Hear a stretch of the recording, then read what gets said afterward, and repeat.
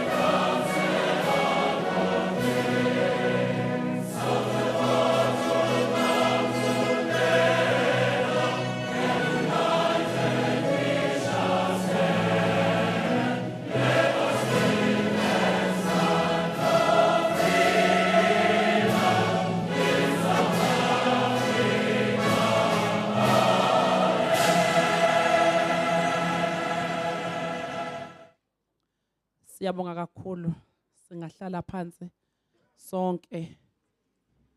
Ngicela ukuzethula igama lami nguNokuthula ngwakaKhanyile Sibongo, umqondisi jikelele esifundazweni saKwaZulu Natal.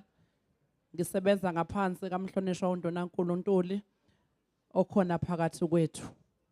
Ngizobe nginiphathele uhlelo ke lwanamhlanje okusuku lapha sizobe khona ne-stakeholder engagement osekuyihlandla lesibili nje basifika lesi sikhathi. Ihlandla lokuqala bekuyi-handing over nokuvulwa kwamahhovisi asenkandla agricultural Department of Agriculture esizokuzwa ngawo. Ngicela ukuthi sisaqala ke uhlelo lethu siqale ngomkhuleko. Sizocela uprovincial chaplain wethu uPastor El Magwaza ukuba azosivuselela umcimbi wethu ngomkhuleko. Ngiyathokoza kakhulu Director General Ngwani. Ngibingelela kakhulu umhlonishwa uNdunankulu First Citizen yaKwaZulu Natal Mphemba, Honorable MEC Madlopha Mthethwa. Siyabingelela kakhulu. Ngiyathokoza ngithoba emakhosini onke asendlunkulu, Deputy Mayor waseKing Cetshwayo, Mayor walapha ekhaya. Siyabingelela and ngiobserve yonke iprotocol elapha endlini. Ngiyacela ukuba sisukume sithandaze sivule umcimbi wanamhlanje. Uma nje uNkulunkulu ebeka umuntu emhlabeni umbeke ensimini ukuba ayilime, uNkulunkulu wathi theli ithelo, uNkulunkulu wathi adle izithukuthuku zomhlabathi.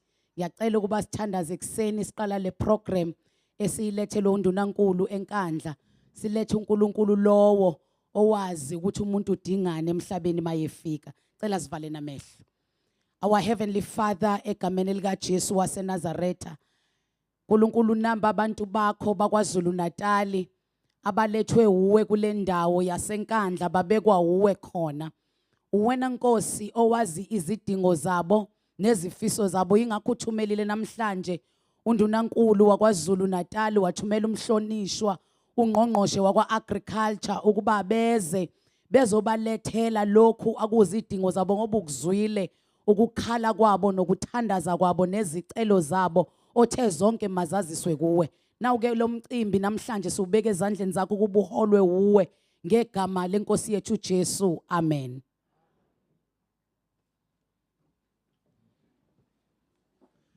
Siyabonga kakhulu kuPastor Magwaza ngokusivulela ngomkhuleko.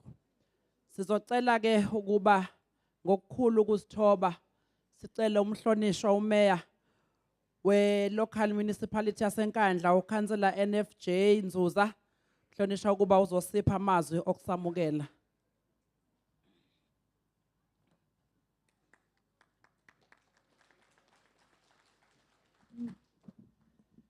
Ngithokoze program director Ungwane, ngikhuleke emakhosini aseNdlunkulu, ngibingelele ngokukhulu kuyithoba kumhlonishwa undunankulu wethu umhlonishwa uSompisi, ngibingelele ngokukhulu kuyithoba kungqongqoshe wethu wezolimo umama ukaMadlopha Mthethwa, ngibingelele ngokukhulu kuyithoba kuDeputy Mayor waseKing Cetshwayo uKhansela Phiphi Xulu, ngibingelele ngokukhulu kuyithoba kuDeputy Mayor waseNkandla uKhansela NPN Magubane, ngibingelele ngokukhulu kuyithoba kuKhansela uMahaye uMPEC Chairperson ozakwethu amakhansela, ngibingelele kakhulu kumama uPastor Lungu kade esivulela ngomkhuleko, ngibingelele kuma sector departments wonke akhona, ngibingelele kuMunicipal Manager wethu wala eNkandla ne-manager zonke ezikhona, senior managers ne-manager zonke,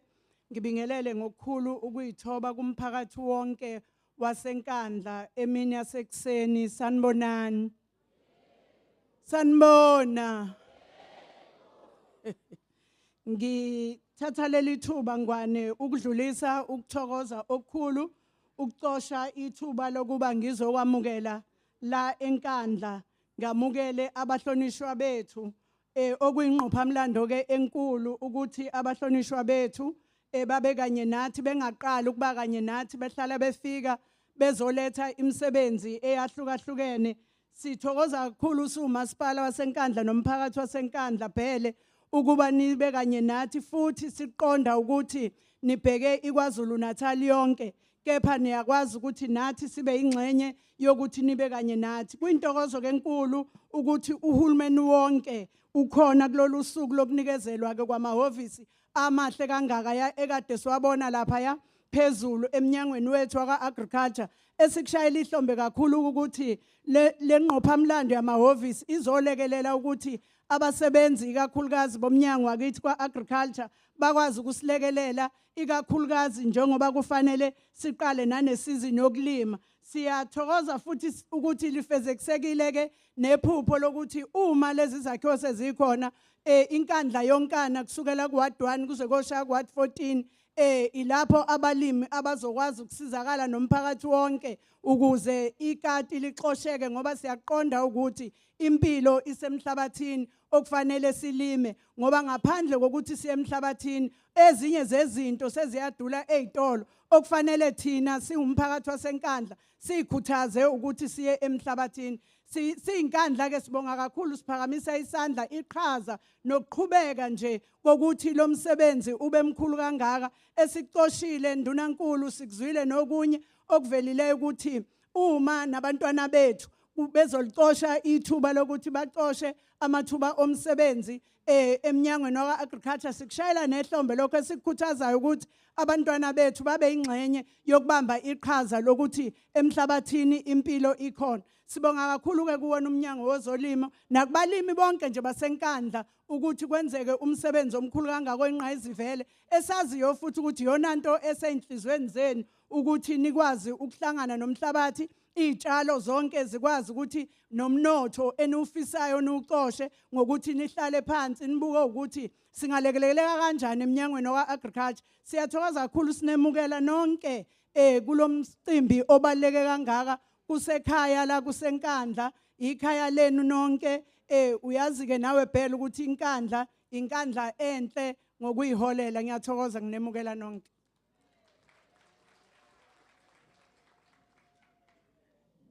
Sacela sibuye shaya linye elikhulu ihlombe. Ngiyazi ukuthi siyagodola namhlanje. Kodwa siyathokoza kakhulu kumhlonishwa umeya ukuba asipha amanzi okusamukela namazwi okuseluleka siwumphakathi. Ngicela ukuthi ngokukhulu ukusithoba ngikhuleke enkosini inkosi yaseMakhabeleni inkosi uDlomo ukuba azosipha umlayezo wokusupporta lo mcimbi esinawo namhlanje. Ndabezitha socela besilisa nje bame ngenyawo amukele inkosi. Ngiyabonga mphathi ohlelo. Akusho ukuthi hlalani phansi angasho. Uthi yakonye labezizwe inkosi zami. Hawu. Okumnyama kwethu endlini. Hayi nyondo mako akonala intombi.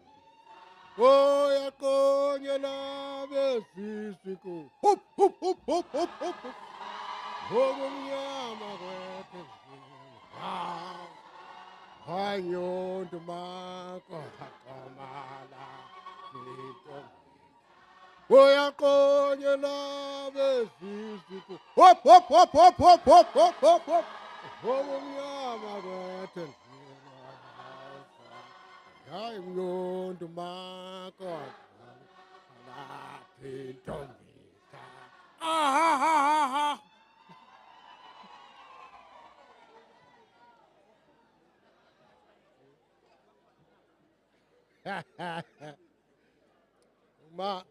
Uma singazukhohlwa okwethu sohlala suZulu obumbene, sohlala suZulu ohloniphekile. Ngakho ke angibonge kumphathi ohlelo umuntu nje usephoxwe yilizulu ukuthi lisiphazamise, kodwa ke ake sithi ke vele uma kuzinto enhle izulu leza njani kunjalo. Umhlonishwa uPrima Belekhulu neoffice lakho lonke ohamba nalo la, umama uMadloba le ntombi le cha le ntombi le hayi ngonixoxela ngale ingasekho indaba zayo ezinhle ukuthi hayi iyathela la inkandla ithela izithelo la inkandla neoffice lakhe lonke umama uZuzu mayor deputy mayor neoffice lakhe lonke nami njengenkosi yasenkandla nobana kwethu bonke amakhosi aseNdlunkulu induna zethu ezikhona lama officials oNdlunkulu bamakhosi abafundisi inyanga zethu eziselapha nabathakathayo konke lokho lokho ke sobe sesikubingelela nani ke emphakathi enisiganileyo bakoti bethu nabafowethu abakhona nezingane zethu usihlalo kaNkandla High Tax Association Farmers Association umtshali phakama mthenga khona bezokubona bese kuba usihlalo wethu wezokufuya ubheke ihlakaniphi nethimba lakho Mantshinga nethimba lakho bheke ihlakaniphi Shando abafuya bakhona la ngibabona ngiyakubona Jobe lwasentingi amadoda esisebenza nawo makhosi aseNdlunkulu ngiyayiqala inkulumo yami ngokuthi ube bekuthiwa ngibonge bengizokwanda manje ngoba kuthiwa angithi nje mhlambe ngixhase ngokuchaza nje yonke into eyenzeke enkandla ngizoba mfishane. Ngingene kusekhona mayiphathe la ehhovisi la ka-agriculture, ngasebenzisana namakhosi ney'nduna, kwakusephezulu lapha ngakamantshi. Sasuka lapho ngakamantshi kwakhiwa leli ebelikade lila, lakhiwa sathutha seza kulo. Leli nje lesithathu leli lakhiwa namhlanje. Sisebenza lo msebenzi, sirenoveta amalokhuzana amadiphi, silekelela nangocingo, konke nje sihlangana sibekezela kulukhuni kodwa ukubona ukuthi kulukhuni. Okwethu akufani nokwabelungu. Ngakho-ke meya wethu ohloniphekileyo uMama uZuza, ngiyalibona nawe iqhaza olubambile ngoba bakhona abathola kuwe, bathola ogandaganda la kuwe. Ngakho asizukushiya ngaphandle umasipala wethu, futhi nawo umasipala umelele umthetho lapha kuthina. Sibe nawo umthetho. Nokuthengisa inkomo nje mhlonishwa sike sakwenza. Bekisho uMama kwaMadlopha. Sathengisa nenkomo la sivule indali sakwenza konke lokho, kodwa kwaphoxa iCovid ke lokho. Saphoxa iCovid kwase kubalikhona ukuthi sikuvuselele. Engicabanga ukuthi sizokuvuselela njengamanje. Kodwa ke okumnandi kakhulu ukunakwa ukuthi sihambe sahamba umasipala wethu wasinaka, sahamba u-agriculture i-department yethu yasinaka, kwahamba upremier wethu wasinaka.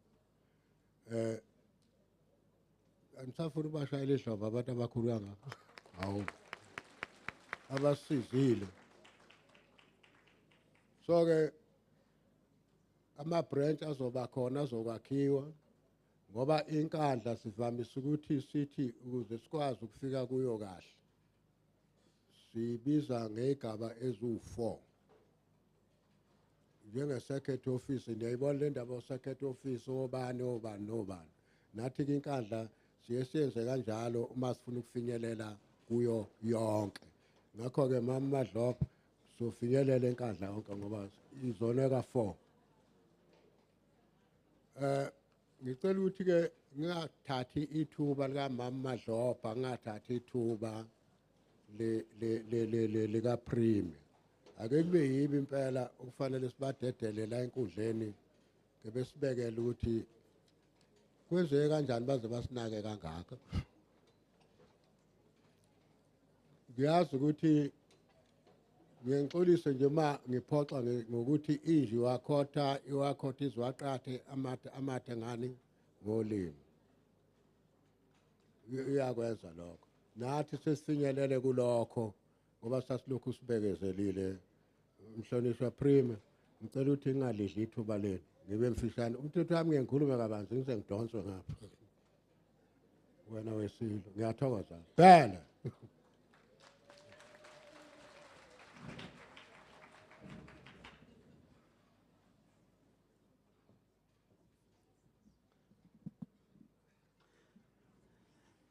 Siyabonga kakhulu indaba ezethu Nkosi yesizwe saseMakhabeleni. Sibonga kakhulu amazwi amnandi kangaka ososiphona ukuthi uhulumeni wethu uyanakekela. Nizwile lelo? Siyabonga. Kodwa ngibona ngathi niyagodola. Nginganithi nje va ngomphiliseni Magubane. Ngingambizini. Hayi ke sizocela ukuthi abangilekelelayo sibize umphiliseni Magubane ukuba nje azosipha nje imici nje emibili bese siyaqhubeka nohlelo lethu ukuthi nje sithi ukukhipha amakhaza kancane.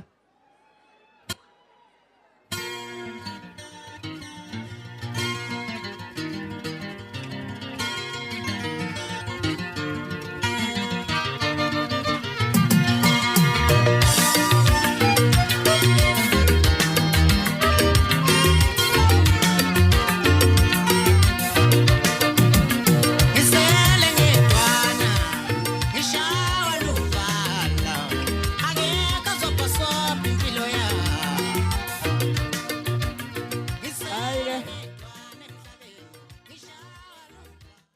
hayi ke kusho ukuthi bekusangama status la uyeza kodwa ke sizoqhubeka thina nohlelo lwethu sizoqhubeka ngohlelo lwethu ngokuthi sicele umhlonishwa ungqongqoshe womnyango kwa-agriculture ne-rural development lapha esifundazweni sethu umhlonishwa ukaMadlopha Mthethwa ukuba nje azokhuluma nathi mayiseqeda lapho bese sethulela umhlonishwa undunankulu socela nje samukele ngelikhulu ihlombo omama bekho le ndawo bakithi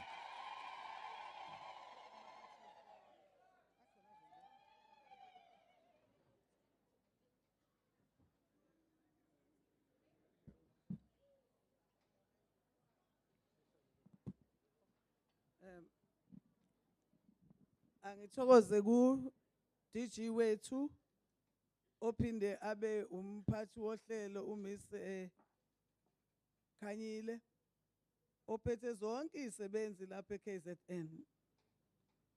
Ngithokoze kumhlonishwa undunankulu wethu umnumzane u-AT Ntuli, hlonishwa usodolobha uMesise Nzuza, usekela sodolobha weKing Cishwayo, undodakazi Xulu, amakhosi onke asendlunkulu akhona phakathi kwethu, inhloko yomnyango esabambile yakwa agriculture Dr. Uqabe, inhloko ze ministry emnyango emibili uagriculture kanjalo ucommunity safety bese kuba ke OTP ngiyababalula nabo ngoba bakhona abalimi inhlangano zabalimi amakhansela baphathi bentuthuko kule ndawo yakithi yaseNkandla abeluleki bezolimo nemfelandawonye abezindaba ihambeli zethu ezikhethekile sanibonani mphakathi waseNkandla namaphathelo lolu usuku olukhulu kithina njengomnyango wezolimo nokuthuthukiswa kweindawo zasemakhaya ngoba sivuli nje kuphela iminyango yamahhovisi kepha sivula inhlalakahle sivula amathuba azonikwa abazocela usizo sivula ukusebenzisana phakathi komnyango nabalimi baseNkandla ungaba ke namasimu abelihlaza cwe ungaba futhi nomhlaba omuhle nemvelo ivume ungaze uziqhenye ngokunqoba izindondo njengomnyango ohambe phambili futhi uqoshe njengomnyango ovelele ngokuhlinzeka isidingo kubantu kodwa uma amahhovisi akho engahlelekile ufana nomuntu kwayena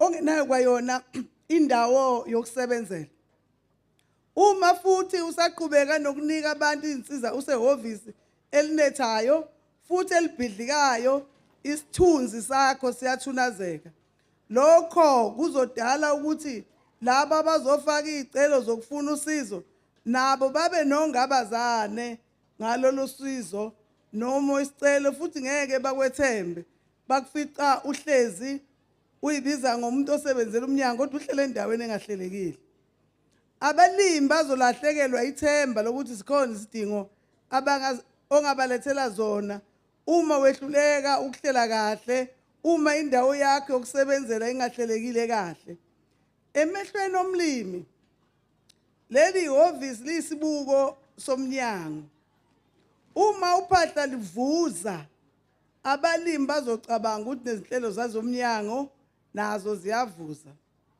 uma imiqimide kungekho sihlalo bazocabanga ukuthi izicelo zabo zoxhaso nazo zisilele emuva uma bethi inhla bayangena ehhovisi bafica ugesi unenkinga kukhanye kanjalo bazocabanga ukuthi ikusasa labo emkhekheni wezolimo ligubuzelwe ifu elimpisholo ingakho lolu suku lwanamhlanje lusho lukhulu kithini abasebenzi bethu nomphakathi wonke jikelele waseNkandla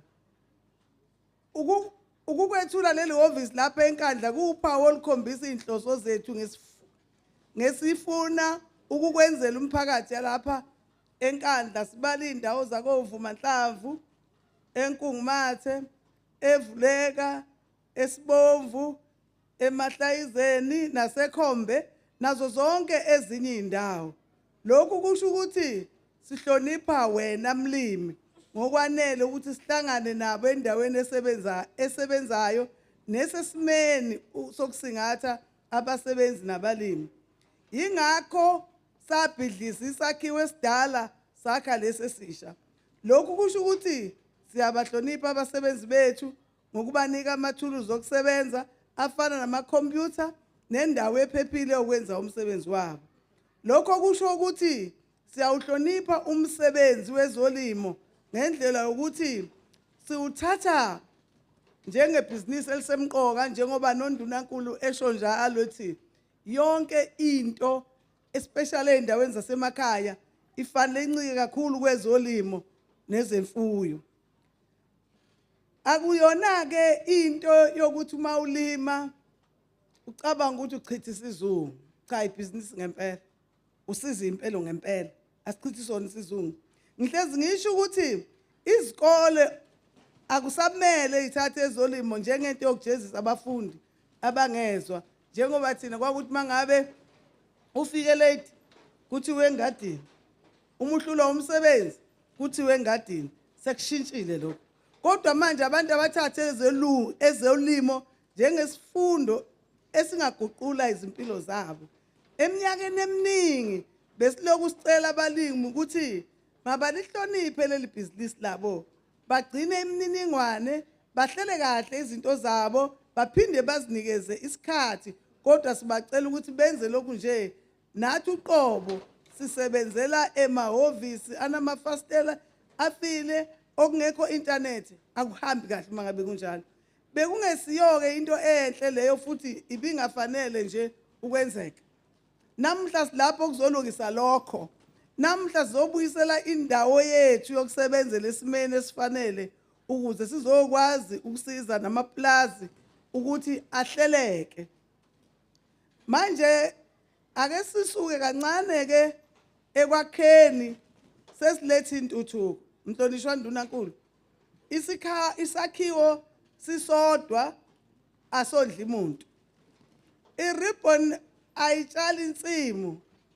Okubalulekile lokho kuzokwenzeka ngaphakathi kwalezi ndonga kusukela ngoMsombuluko uma seniqala umsebenzi wethu.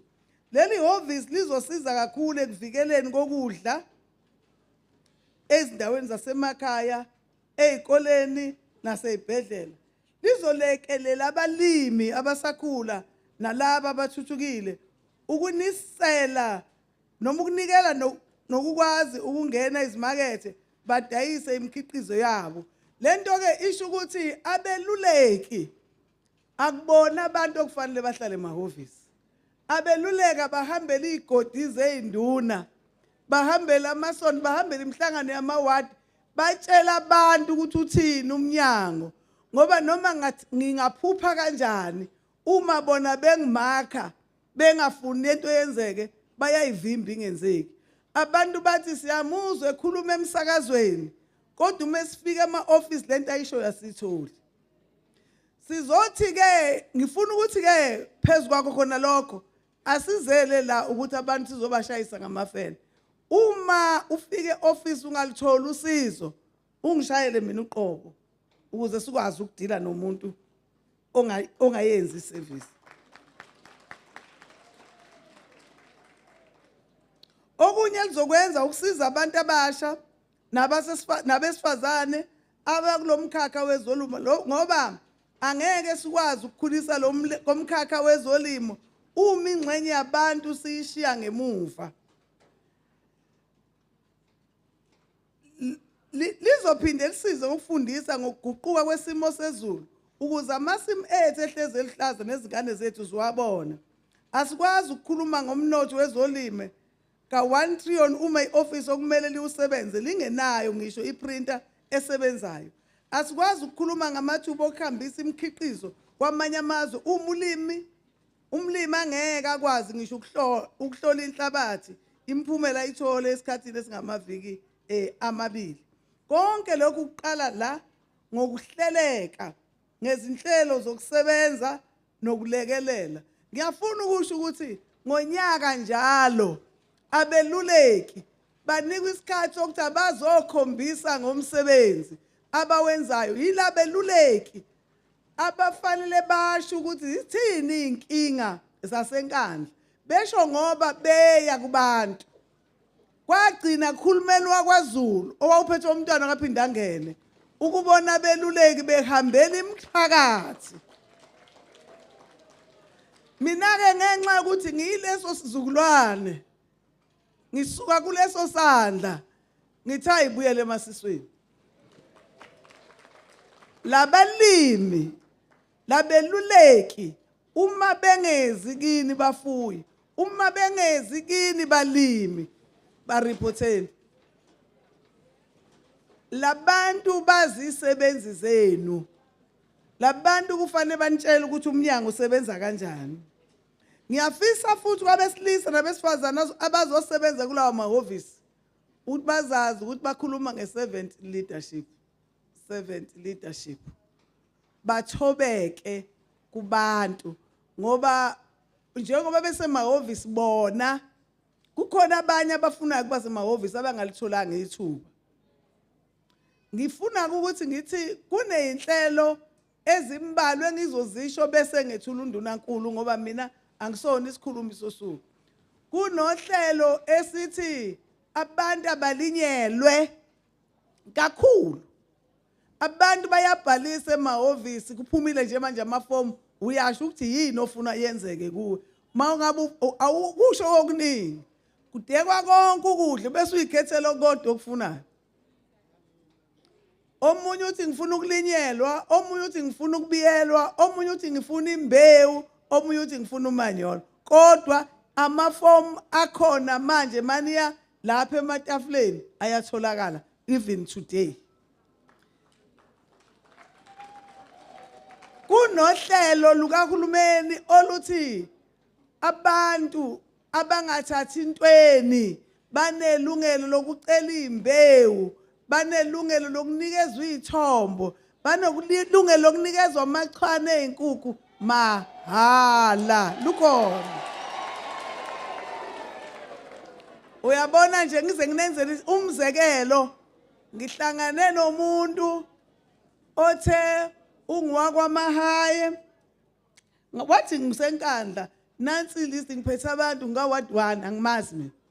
Nithi mina usuke enkandla wathi ehe. Wathi awu kodwa ukhuluma emsakazweni kube ngazuthi mase sifike ema-office kungenzeki awuprove wrong. Awuprove wrong ngathi hayi mina ngiyaya enkandla mina. Ngathi ngiza ngempela enkandla. Wathi ukuyiphathe phela ithombo cha ngiyiphethe mina ithombo uzoyithatha aye naze ward 1 nabantu base ward 1. Ngoba ubesho kanjalo.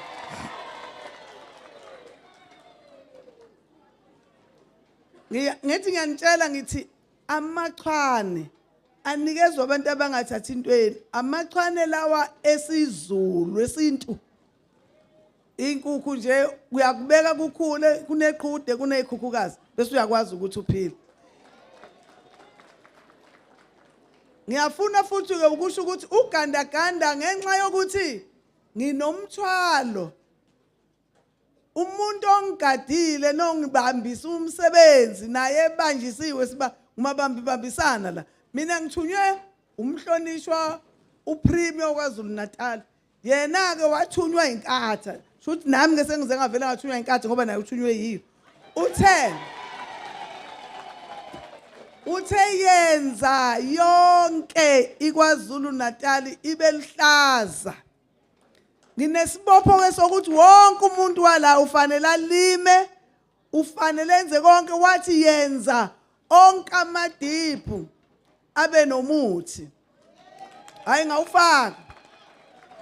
Wathi amadiphu awenele kulonyaka qinisekisa ukuthi uyawakha amadiphu. Yabona nje bakhona sebangasho ukuthi hayi yazi likhona lakhiwe likhona nje lapha eduze ngiqeduku lakhe laseVumanhlamvu. Alicelwanga umhlonishwa ngoba abantu bazothi ngoba umhlonishwa uhleli ngapha cha ngiqalanga kuye ngalakha nase ward 10 ngihambe ngiwakha nje khona nelicelwe ngenye inkosi maningi ayeza ngoba silalela abantu. Ngiyafuna ukusho ukuthi njengoba ngilapha nje ngokuthunywa mina uNdunankulu sigijima wonke amaqele. Manje ngalikhuluma iqiniso nibabonile sebefikile abazojova inkomo. Umuntu ke ngabe ufunani ngoba umphembu uyadeliver futhi nami mangithumile ngiyayenza lento. Angifuni ukukhuluma ngendawo yasenkosini uDlomo esifike salima ngaze ngabona inqolobana. Enkosini yakwaZondi ngibiya udaladala lwamasimo. Angifuni ukukhuluma ngalokho ngoba nizothi ngiyakhankasa. Angivele ngihlale komunye umsebenzi ngikuyeke lokho.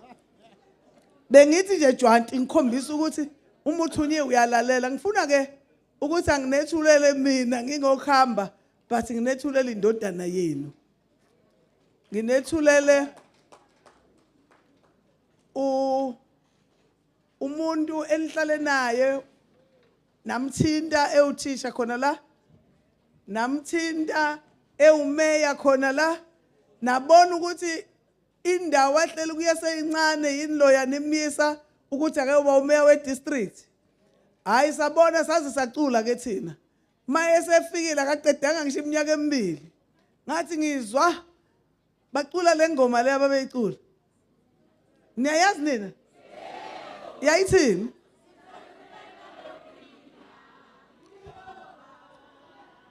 Bambani lapho ke. Bathi ke umlomo uyadala. Kutheke abantu mangabe bevota abanye bathi kuyokwenzeka kanjani lo kwasho njalo unkosikazi kaAbraham ayibona sakhulile. Wathi ngoyizala kanjani ingane sengineminyaka emingaka sengedlulile esigabeni sokuzala ingane. Athi makaphuma ama results ngangibalile sibalile ngathi mina hawu asisangeni. Ngababuka laba kade bayithanda kakhulu ingoma bayicula oba nami ngangiyicula. Ngathi madodana yothini? Bathi abanye ayigameni lika Jesu kuyenzeka. Okungenzeki kubantu kuyenzeka kuNkulunkulu. Awu ngathi mina ayingeke. Ngiyakholwa khona kodwa lokhu ngisho njalo nakuDr Qwabe akhuluma olunye udaba ngathi ngiyakholwa mina kodwa lokhu hayi zafika kwafanele ukuthi kukhethwe akukhethwe ke manje amalungu esishaya umthetho abakhona kufanele kukhethwe uPremier. Wathi uNkulunkulu lapho engihambe khona lapho sengibeke khona isibani ngiyosibeka mina. Wathi labantu ade bakhuluma lokho kade bengenzi lip service bebekusho ngeinhliziyo ngoba bebeguqa bekhuleke. Ngomkhuleko wakho kwenzeka wayesengena umphemba eba uPremier wangena wathobeka, wangena walalela abantu, wangena wabamba wonke umuntu wezwana wabambana noANC kwasetshenzwa kahle, wabambana noDA nethi nimbonile nasekuseni wasebenzwa kahle, wabambana noNFP wahuka ushinga wasebenza ngazi ukuthi usebenza nezingane zakwabo kodwa zingane zakwabo ngoba bebehlanganiswe into eyodwa kuyi-service delivery.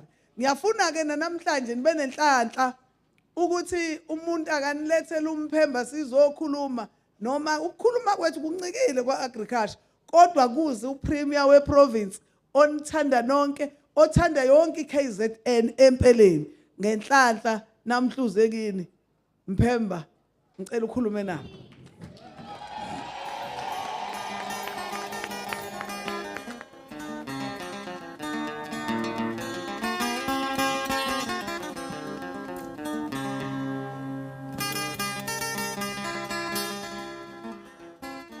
Ilungile singahlala phansi.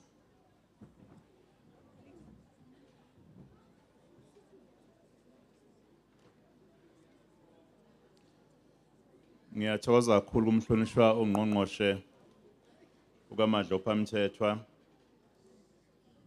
umhlonishwa ongqongqoshe wezolimo nokuthuthukiswa indawo zasemakhaya ngokungipha ithuba ngithobe kakhulu kumphathi ohlelo umqondisi jikelele wesifunda saZulu Natal uNkosazana Khanyile.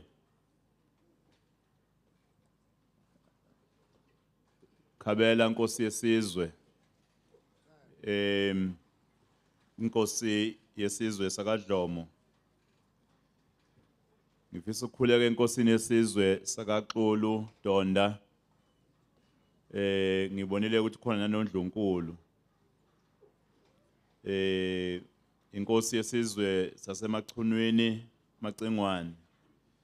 Inkosi yesizwe engiyakhele nengikhonzile kuyo yesizwe saMpungose Khuba. Inkosi yesizwe sakaMagwaza Njinji. Inkosi yesizwe sakaKhanyile eNdlozini Ngwane. Ngithemba ukuthi amakhosi wonke akhona ngikwazi ukukhuleka kuwo. Umhlonishwa umeya wethu walapha eNkandla, umhlonishwa uNzuza Mshazi, nomhlonishwa umeya wethu uDeputy Mayor waseKingcetshwayo Xabhashe, umhlonishwa uDeputy Mayor walapha eNkandla Nkomose, abahlonishwa amakhansela akhona lapha phakathi kwethu onke engengwabale ngalinye ngoba bose kube khona leli ngalibonanga bese liphatheka kabi ukuthi angiliphawulanga. Inhloko yomnyango waka agriculture uDokotela uQwabe angazi bamhlalise ngakuphi bese naye ekseni nezisebenzi zonke eyikhona uMunicipal Manager waseNkandla ngizwe bembingelela noma ngambonanga ukuthi bamhlalise ngakuphi yena nabasebenzi bonke balapha eNkandla induna zamakhosi eyikhona uSpecial Advisor eoffice lika Premier umeluleki uDokotela uDonda no Provincial Champlain uPastor Magwaza Shenge ngimbonile umfundisi uButheleza ngisambu Shenge nabonke abefundisi uhamba kanye nabo ngiyabingelela. Ngiyabona ke tuza ukuhleza insizwa thina sasasumtsheleni sasifunda nayo lapha esikolenithi umtsheleni. Ngiyazi usenesikhundla esikhulu manje esihlonishwayo emphakathini. Ngibingelela nje kubo bonke abefundisi abakhona. Makukhona oNdlunkulu engababonanga nabo ngiyathobeka kubona. Ngiyazi ukuthi mangilapha ke ngiphethwe eNkandla nangokwepolitiki ngifisa ukubingelela ke uKhuba ngoba mangila eNkandla ngifike ngene ngaphansi kwakho Khuba. Ngibingelela kakhulu obaba nomama nentsha yakithi lapha eNkandla abakhona abezolimo bonke balapha eNkandla ikakhulukazi ngoba babathulile namhlanje ukuthi baphethwe inkosazana yakwaMchunu esabambile lapha nehovisi. Amaphoyisa akhona ngiyabingelela kuwo, abeindaba abakhona ngiyabingelela kubo. Ngibingelele konke umuntu bakwethu okhona la namhlanje. Lolu suku lukhulu kakhulu. Akulona usuku lokuthi kuzovula amahhovisi omnyango wezolimo kuphela. Kodwa usuku lokuzoqinisa ukusebenza komnyango wezolimo. Ukuqina kokusebenza komnyango wezolimo ke kobonakala ngokuthi abantu baseNkandla balime. Njengoba nikhona namhlanje abanye benibelekeleliwe ukuthi bafinyelele lapha. Bengasiyona inhloso ukuthi sizohlanganisa amehlo kuphela. Noma sizoxoxa. Kodwa inhloso ukuzokhuthaza ukuthi bakothani kwazi ukubulawa indlala inhlabathi ikhona. Anikwazi ukuthi ngoba amathuba omsebenzi awekho khona abantu abafuna abangakawatholi bese nibulawa indlala inhlabathi ikhona. Anikwazi ukuvumela ubuvila ukuba bicekele phansi impilo zenu. Umnyango wezolimo ukhona. Manje ke namhlanje ade ngikhuluma lapha ngiyabingelela nakusadam ngimbonile lapha omelele osomatekisi basenkandla mabekhona nabo ngiyababingelela. Bengikhuluma lapha phezulu ngithi kwabazolimo kuNkosazana le yakamchunu ukusebenza komnyango wezolimo lapha enkandla fanele sizame ukuphucula ngokuthi sikhuthaza abantu ukuba zibuyele emasisweni njengoba seshila ungqongqoshe ukuthi ayibuyele emasisweni. Bakwethu ngiyengikhathazeke mina abantu belambile kodwa mawuthi uyabheka ukuthi laba bantu abalambile yini edathi balambe. Afika umuntu azothi ngicela ungiphe ukudla aphinda abuye kusasa futhi uzocela umphe ukudla bese uthi hayi nazi ithombo umgcine ngalelo suku lolo.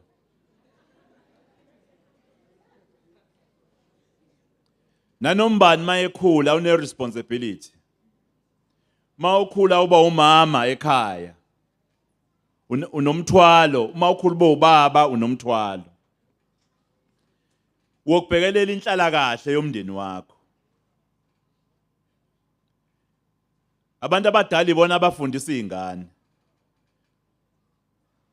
Ucwaningo likhomba ukuthi kubantu abangabalimi ziyehla izibalo zabantu abasenothando lokulima. Ngisho izingane zabalimi ayifuni ukufundela ukuba abalimi. Zifuna ukufundela eminye imisebenzi kunokuba ifundele ukuyolima. Kanti ma nibukisisa abantu basemaplazini nje bayalima banemali eningi. Nize ncamele kuyoqashwa khona emaplazini. Umuntu asebenze eplazini engadini yomlungu kodwa ekhaya ashiye enendawo yokulima angatshali ngisho nje isithombe esisodwa. Bese khala ke kube ngathi ukukhala kuzoletha isixazululo. Kanti into efanele siyenze ukuba sisukume sonke sizame ukulwela impilo yemndeni yethu. Ezolimo izona ezinikeza impilo ebantwini. Ngoba ukudla lokho esikuthenga ezitolo okuhlala emafrijini umsoco wakhona awulingani nomsoco wokudla okuqhamuka phansi. Mina nje ngikukhonzile ukudla okuqhamuka emhlabathini. Ma ungipha amadumbe usungiphe yonke into. Ma ungipha ubhatata usungiphe yonke into. Ma ungipha ispinach usungiphe yonke into. Ngamane ungincintsha inyama. Kodwa bese unginika lezi zinto mangifike kwakho. Ngoba engikudlayo angidli nje ukuze kugcwalise isisu. Engikudlayo ngikudlela ukuthi ngiphile futhi ngingabi buthakathaka ngokwezifo futhi uNkulunkulu mayevumile iminyaka yami ithi ukuphila ngistrong ngiqinile.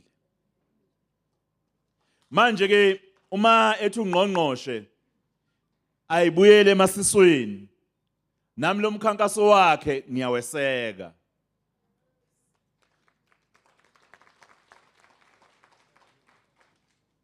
Ilo mkhankaso ke bakwethu esingezile ukuzomemezela la enkandla kuphela.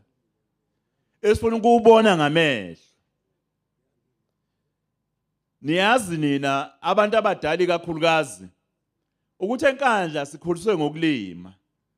Nami ngangihlale ngixoxa ngithi ugogo Mambatha wayengivusa ekseni engishonise emasimini siyolima ngamageje ezandla kulinywa obhontshisi ombila yonke into ayikho into ayingalinywa. Kunanengadi kutshalwa khona amaklabishi kutshalwa ispinach. Wangikhulisa ngadla lezo zinto lezo. Manje ingani ingane zenu ningasafuni ukuyikhulisa kanjalo na? Yingakho phela izingane zenu izokhula zonke zihambe ziyoma lapha yana kojomba igazi. Ngoba eyakho ingane awuyikhulisi ngokusebenza kanzima. Awuyithumi egcekeni. Awuyise emasimini. Wonke umuntu ubheke manje ukuba kuyohola imali yeqolo. Ushiya imali emhlabathini. Bexoxa omunye ethi kwesinye isikhathi umuntu ohola u10,000 emsebenzini uyadlulwa umuntu olimayo adayise kungena imali usuku nosuku. Athi uma ibala ukuphela kwenyanga athi kule nyanga mina ngenza u20,000. Ngiyazi ke abantu bakithi ukuthi banezizathu abanye bathi awu sizolima ngani ngoba nazi nenkomo ziyahlupha mawulimile. Sinikezeni incingo oqala ukuze sibiye.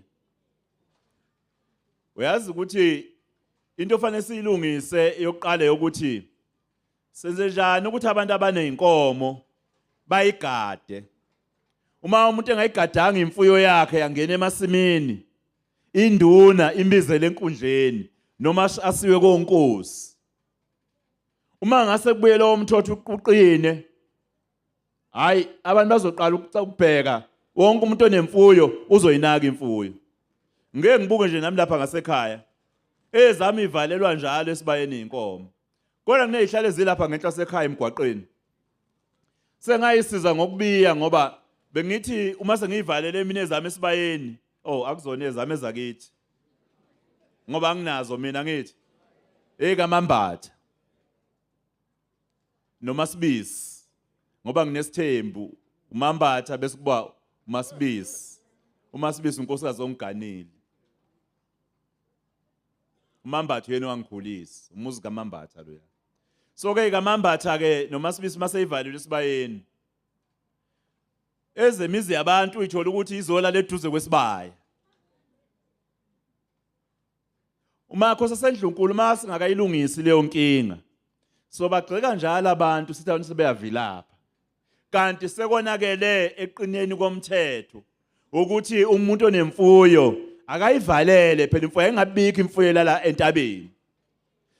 Kufanele kube icala ukuthola la kwemfuyo ihamba izulazula. Ngesikhathi sifana bivalele khona esibayeni. Kunesikhathi la khona kuthiwa esamahlanga. La khona ke dedelwa khona ke imfuyo ihambe idla khona. Amahlanga awakwazi ukuvulelwa ngesikhathi inkosi ingakamemezeli noma induna ingakadlulisa umyalezo wokuthi inkosi sithena singangena emahlangeni. Makhusendlunkulu uma singakubuyisi lokho ani bakithi bazoqhubeka babhuqabhuqwe indlala. Akufanele kube khona intandane elalingadlile uma bekunenhlabathi. Kunendawo yokulima ingadi. uMasipala unohlelo lokusiza noma enamandla amancane uyalekelela. uAgriculture ungqongqoshe adesho manje uyasiza noma enamandla amancane uyalekelela. Lokho akuphawulayo nje mina ngiyakwazi ngoba la inkandla wangibikela ukuthi yile enkosini uDlomo, enkosini yakwaZondi, uqale khona uzodlulela kwamanye amakhosi bebemcelile ubasizile. Wangithumelela futhi izithombe zesivuno ngenxa yokungenelela kwakhe. Wangimema sa lapha enkosini yakwaXulu eyovula khona idipha. Ngase ngicelela nami abangapha ukuthi inkomo ihamba ibanga elide zemaPhothwe. Alikho idipha elicover leya ndawo yaseVumanhlamvu. Walakha khona futhi idipha. Ungitshelile futhi khona elinye idipha kweyindawo eliceliwe uzohamba eyolakha khona. Kwaphela into engiyifunayo, ngifuna manje umnyango waAgriculture uqashe omadiphana ubaholele imali bangene kwi-payroll.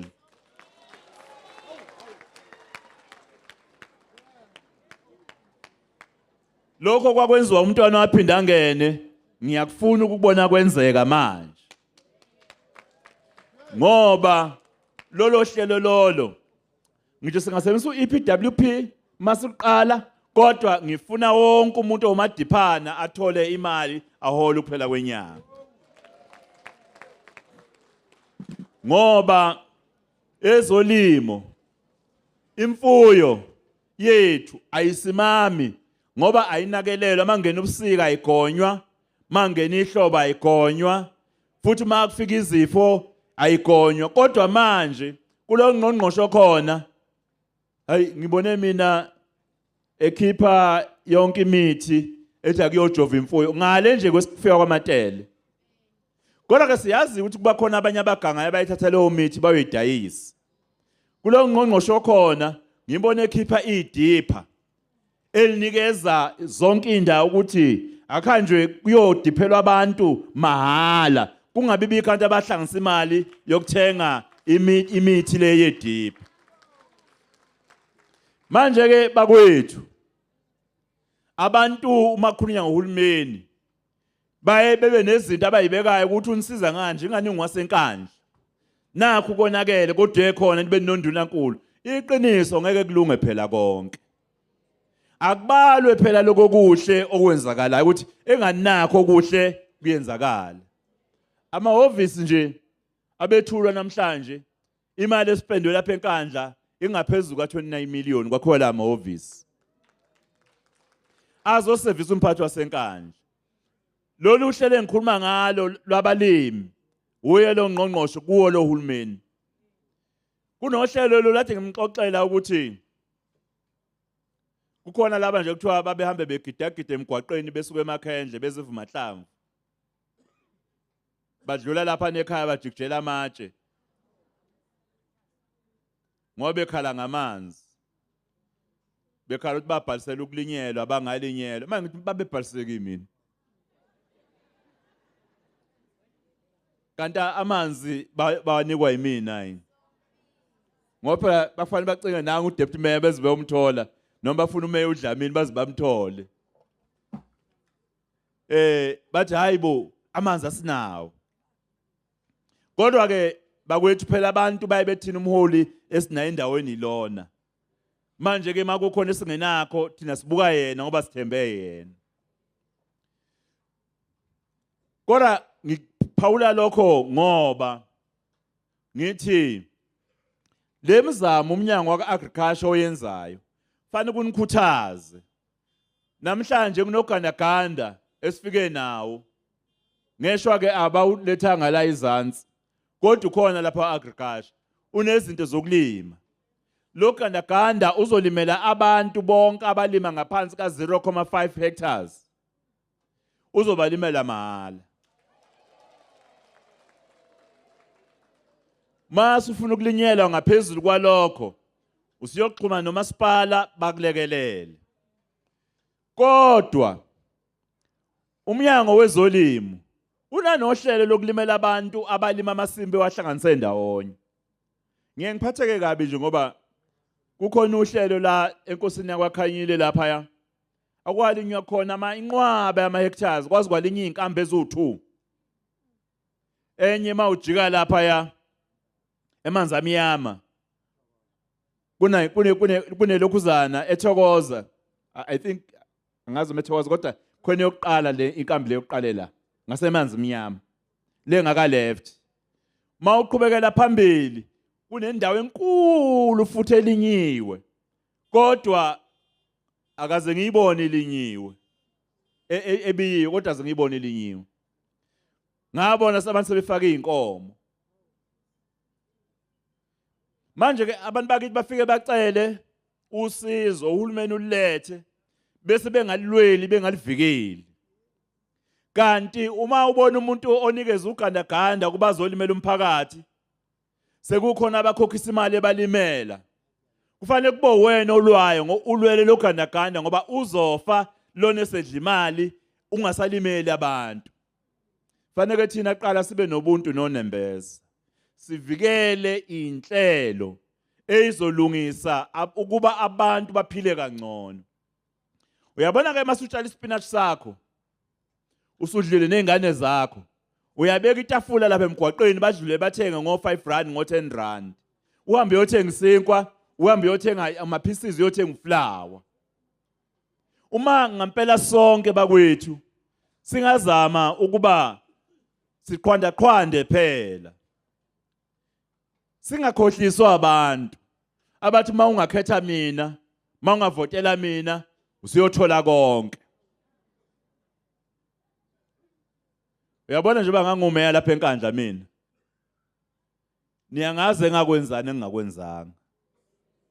Mangaphinde kuthiwa ngibuye ngizoba umeya enkandla bese ngithi ngicela ukuvotelwa, seningangahlulela ngalokho engakwenza nengingakwenzanga. Uyabona ke abantu abanikezwe amathuba okuphatha.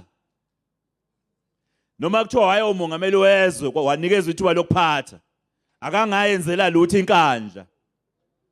Akakwazi ukuqhamuka ngelinga segqoke elinye isinye iskipa esifaka omunye umbala bese abantu basenkandla bekhohliseka.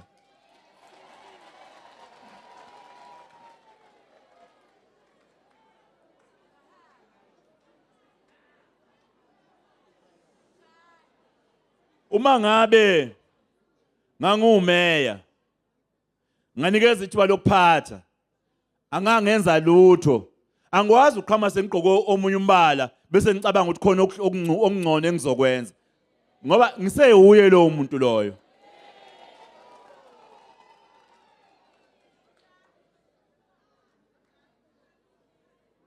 Nginganikhohlisa, nginithembise, ngicula amaculo aculwa kangcono, agidwa kangcono, ngisho iqubulo, ngisho inkulumo emnandi emedlabeni enu, kodwa nina fanele nithembeke kunina uqobo.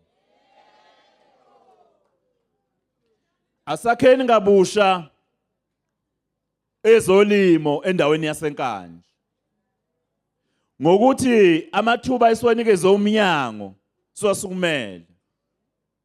Makhosi eNdlunkulu, ngiyakhuleka mina ukuba induna zihlanganise imphakathi egodini labafuna ukulima bese besondeza umnyango ukuze inhlelo zomnyango zikwazi ukubasiza abantu abafisa ukulima.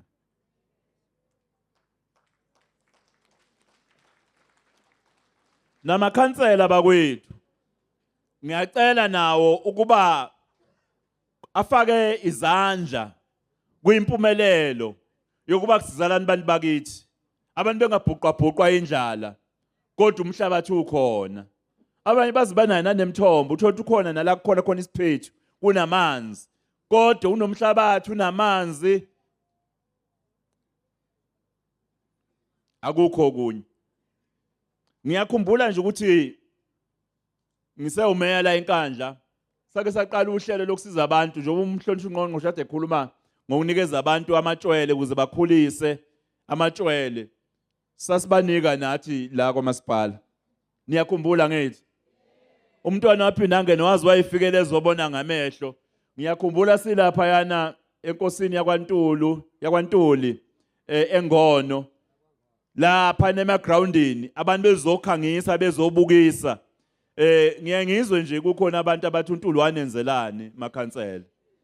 Bethi uNtuli azenze lutho, ngithi mina wololo.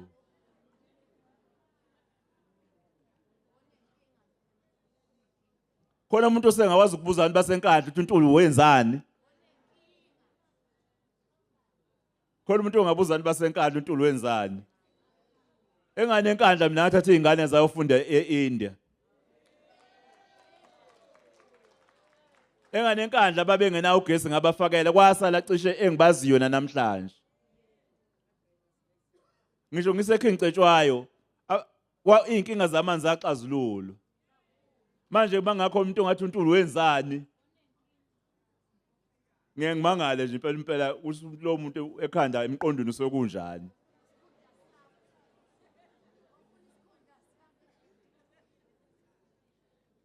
Nanti idolobha enkandla likhona manje. Ikhanda ithambo leKentucky sasingalichoboza enkandla. Namhlanje siyachoboza nanti ithambo leKentucky enkandla. Manje mina kubantu basenkandla mangase ngikhulume ngithi hayi hambani nobhalisela ukuvota. Kufanele basenkandla bangilalele bayazi ngenzani mina nabo. Bayazi ukuthi ngiyakwazi ukuthi ukuvota kusho uhulumeni ofanele asebenzele abantu. Ingakho wena namhlanje ke sizothi lolu hlelo lwe-agriculture uma lufeyile endaweni yasenkandla.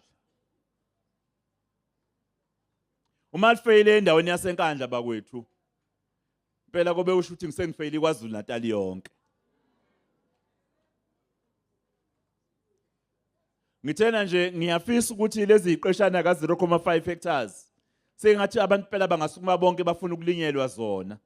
Babhalise ngomningi balinyelwe zona, basizwe ngendawo ngezinto zokutshala, batshale. Laba bakwazi ukuyihlanganisa, bayihlanganise, batshale. La eThekwini kunendawo okuthiwa iDube Trade Port. La khona imikhiqizo enikwazi ukuyithatha ihambe yekhona. Mayisifike khona bayayithatha iye emazweni angaphesheya. Uma singakhuthala sitshale sikhiqize bakhona abantu abangathatha imikhiqizo. Ngiyakhumbula ngisondeza lezi zitolo la enkandla silapha na ngisewumeya la. Ngithi ayithenge phela amaklabishi kini. Lokho esikudayisayo lapha ama-veg kuqhamuke kini. Ngiyabona ukuthi ngeke ikwazi ukuthengela wonke umuntu. Kodwa lapha na kuyiDube Trade Port uma ngabe nje nizokwakha uhlelo oluqondile lokuba abantu masibelimile imikhiqizo ithathwe isiwe khona, imikhiqizo yenu izohamba kwamanye amazwe, nizokwazi ukwenza imali engconywana. Kodwa leyo nto ngeke izisenzakalele. Idinga kube nabantu abazokhuthala nabazonhlanganisa baqhuqhumezele isigodi nesigodi bese uhlelo lucoordinatewa kahle ezingeni likamasipala nasezingeni lomnyango wezolimo. Uma sikwazile ukuba sidelive lokuhlela okuhlelekile nabantu, sibambe imihlangano nabo eindaweni zabo, sixoxe ngokuthi ke okay nina inkosi inikeza ama-hectare ayi10 lesizini ngokwendawo yasenkandla noma ngakwendawo la nakhe khona, ngoba iqhudeni ayifani nezindawo ezimaphansi. Imikhiqizo iyahlukahlukana nezindawo ziyahlukahlukana. Asikhiqizeni ke manje nanti uhlobo lwembewu oluzodatha umkhiqizo wenu wemukeleke. Nazi inhlelo zokunakelela umkhiqizo wenu ezizodatha umkhiqizo wenu ukwazi ukuyongena lapha, ngoba angeni noma yimuphi umkhiqizo. Bafuna kusukela esithombeni ukuthi isithombo besihlobo luni futhi isiphi isikhuthaza esifakiwe, sinakelelwe kanjani, bese bethi hayi ke lesi ke siyiquality, siphasile, singahamba siyongena emakethe. Lento engikhuluma ngayo ingadala amathuba kubantu abaningi abahlezi abangenabani. Kunobaba ke engibaziyo la enkandla ebebekhuthele kwezolimo, kodwa abashode ngomuntu obezonakelela lo msebenzi wabo, abaxhase ngokolwazi, abalekele kumikhiqizo yabo ibe uhlobo olungangena kwimakethe yamazwe ngamazwe omhlaba. Ngiyafuna ke Miss Mchunu, angazi ukuthi uMiss Mchunu ngakuphi lo waka agriculture. Miss babla ba agriculture. Ueshodi ukuphi?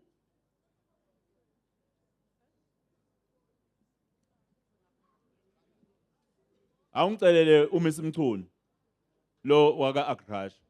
Ngiyafisa ukuthi ke la enkandla sizame ukwakha uhlelo, ngoba ungakhona ugandaganda kodwa baqhubeke babhubhe indlala. Ngifuna manje sikhuthaza abantu ukuba balime bese sihambisa ke usizo lokulima emphakathini yakithi. Bakwethu, usuku lanamhlanje usuku lokuzothi ayibuyele emasisweni. Uhlelo lokuthini? Asibuyeleni siyolima, zikhona inhlelo. Cha bengithi ube khona bengifuna nje ungizwe into engisho kuphela bengasho ukuthi usuke ume phambili.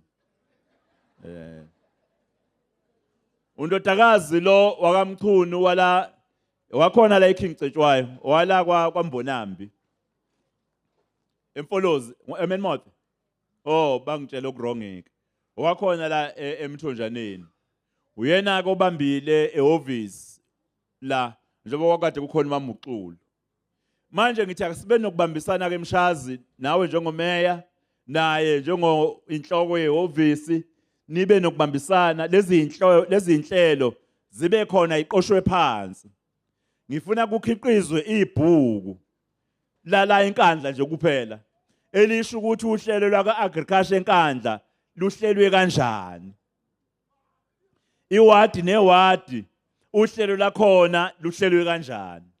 Uma kukuthi nikhuluma ngokuthi niyolima nini kube yilokho. Nilimela abantu abangaki kube yilokho. Ngiyazi ubungizwa noma ungaphandle Dr. Qwabe. Kodwa bekade ngithi ngicela la enkandla senze isibonelo. Kwikwazi Natal yonke ukuthi uhlelo lwa agriculture liyasebenza lushintsha impilo zabantu. Sengiphawulile okuningi okumbono engazi ukuthi ungabalekelela abantu baqhele kakhulu laba kodube trade port. Fanele zame ukuthi ke balime imikhiqizo yabizi yofika lapha. Kukhona vele obaba engithena bakhuthele abanye bebevele balima abanye basaqhubeka asifike singene kulabo. Sikalingi ngisilaba sevumanhlamvu. Nampo umkhize lapha ngiyababona. Kunengadi biwe kahle. Inanethango abaphiwa lona kunamanzi. Kodwa ingadi yakhona awuboni ukutshalwe khona. Kwalwa ngilosebelethwe le ithombo. Banikeza ithombo ngathi phela ngizodlula kuhlaza cwe angiboni lutho. Ngoba fanele ngilikhuluma iqiniso ukuthi enye inkinga yethu esinayo ubuvila. Sesilethele usizo, siusizo singalemukeli sikhuthale. Bakwethu, uyabona mangakhona umuntu ongathi uma ungakhetha mina ngizodala amathuba omsebenzi. Ayodaleka amathuba omsebenzi kodwa ngeke eqashe wonke umuntu. Ngoba ngishamazwe lana adumile okuthiwa umnotho wakhona ungcono akusebenzi wonke umuntu. Into okufanele singene emqondweni mphakathi wala kithi enkandla fanele singene kuphela ukuthi kufanele sibambisane sihlangane inhlelo ezikhona zikwazi ukuletha ukuphila okungcono ebantwini. Kukhona ngisho izingane la ezenu ezafundela iagriculture seyiphasile kodwa ayilime ngisho nje isicucu esincane egcekeni. Ubuhlupheka ukhipha imali yakho uthi hamba uyofunda ufundela ini hayi ezolimo isiphasileke ifuna umsebenzi kanti bifundelani. Ungathi ufundela ukusebenzisa umhlabathi ukuze ube isigwili uphinde wena uthi uyofuna umsebenzi uyohola 10,000.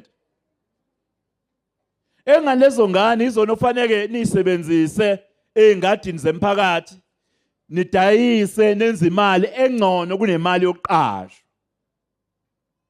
Abethi bekhona abathola umsebenzi kodwa laba abanye abafundele ezolimo phela bapractice lo msebenzi wezolimo. Lapha enkandla nje nanti ikolisi lapha ngaphesheya nganilandela ikolisi nanti lakhiwe lapha enkandla. Niyakhumbula nakhona sekukhona umbango ukuthi ubani owaletha leli kolisi lapha enkandla. Ngoba namanje kusekhona abalokhu bethi ayimini engaletha leli kolisi beyinweba.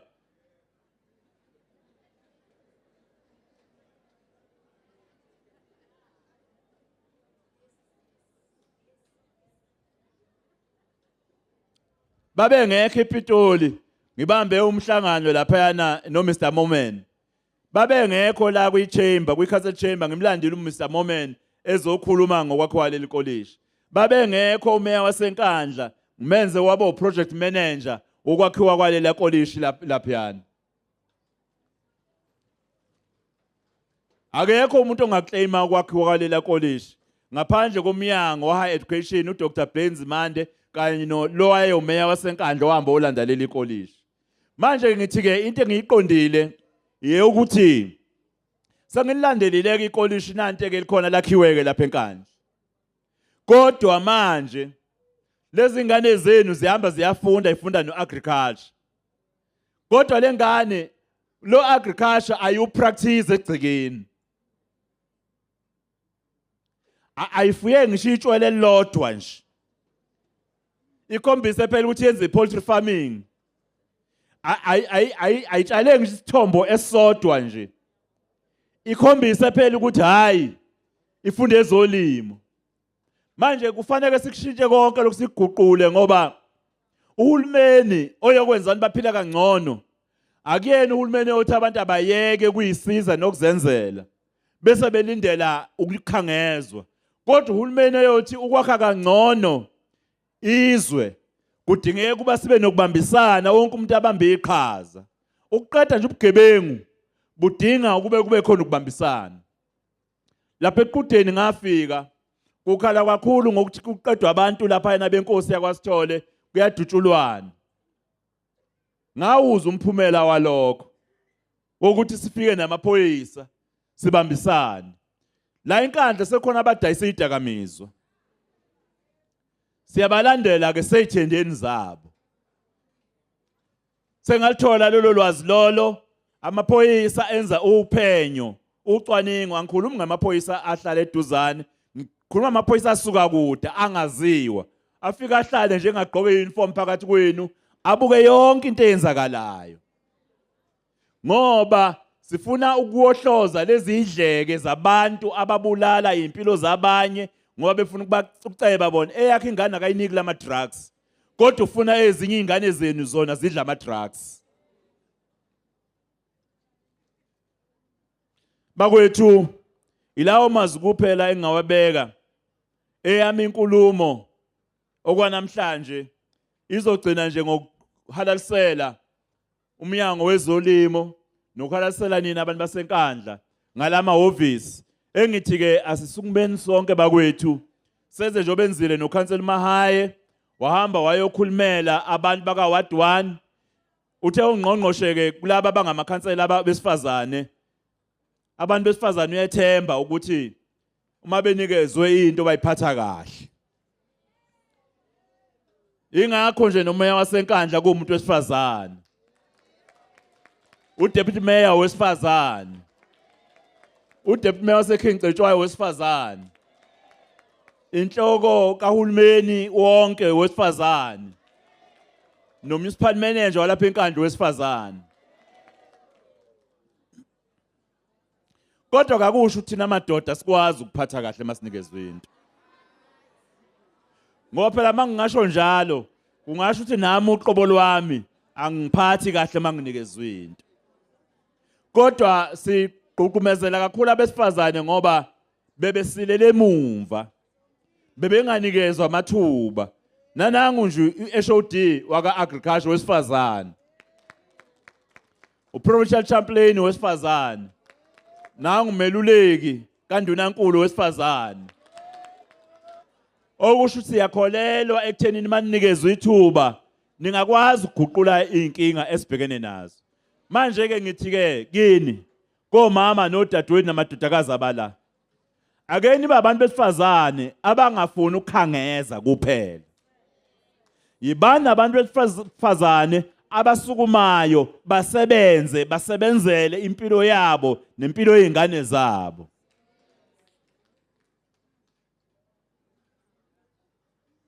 Niyangizwa abantu besifazane? Ake ningabe abantu besifazane kuphela abagada ukuthi hayi eqolweni kuyiwa nini. Kulungile hambani niye eqolweni niyezwa.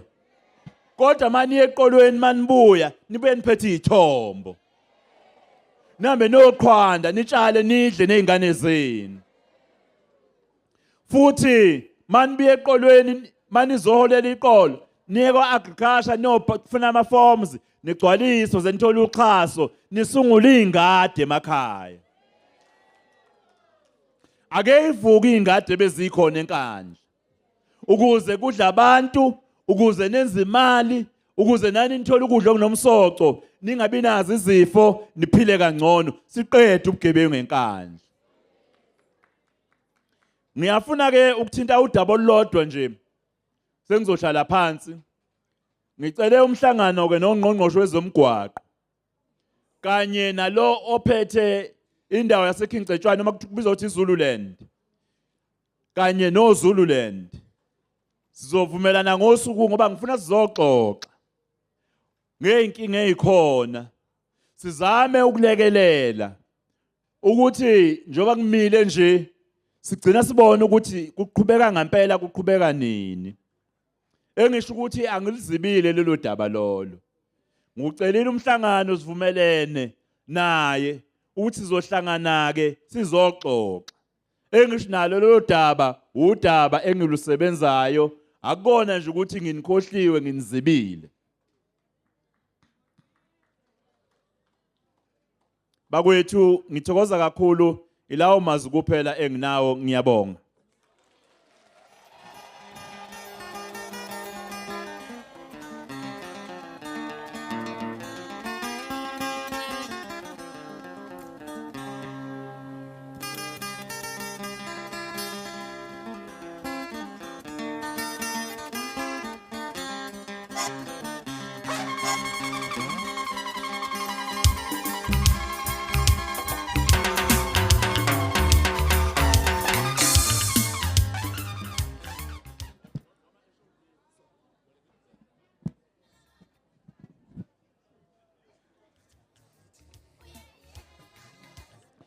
Noma mhlawumbe angenze kanje. Ukhona umuntu oqhamuka kwaDuane ongasukuma nje athi cha wena ufuna ukuzwenza icommitment ukuthi bona bazohamba bayoyihlanganisa beyolima. Ngicela phakamise oyedwa nje from kwaDuane kulungile ungeza. Ngithena oyedwa kuzoza only one. What two? Was when was kulungile was.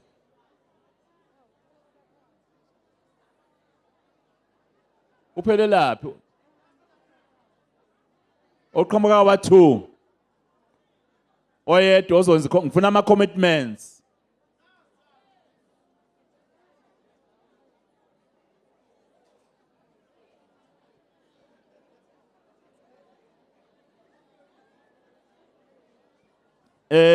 Oqhamuka kwa 2. Mana uphuka wa1. Oyedwa only one. Wena muphi? Angezwa? Okay. Nangu koyedwa kwa1. Okwa2 woza ngama. What3 woza was. What4 woza wena uthi khona was. Haw nangethi khona kodwa wabheka leni wabaleka. What5? Shengo, ngicela uShengo. What6?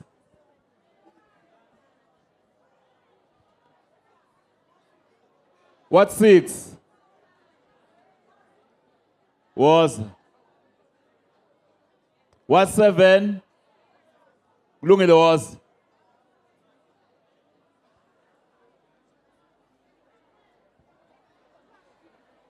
What7 oza goqo. Ubani ugoqo nomba isibongo lo? Majosi. Umphumo was. What8?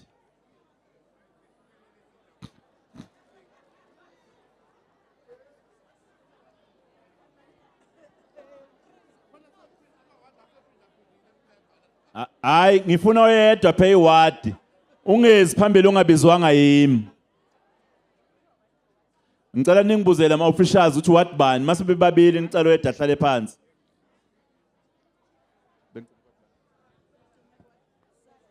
What8? Was dadwethu. Oba uncamsile. What9? Kulungile was. What10? Kulungile was. What 11? Okay, was. What 12? Lungile woza. What 13? What 13? Lungile woza dadewethu. What 14? Woza.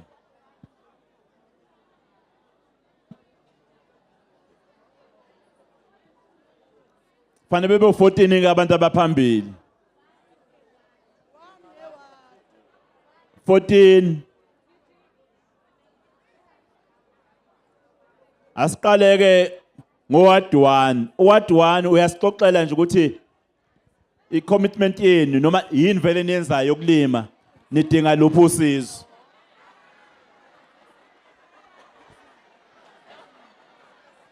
Mnikezeni ke enye mic. Loka ward 1 achaza ukuthi yini abayenzayo balindeleke umnyango ungenelele kanjani.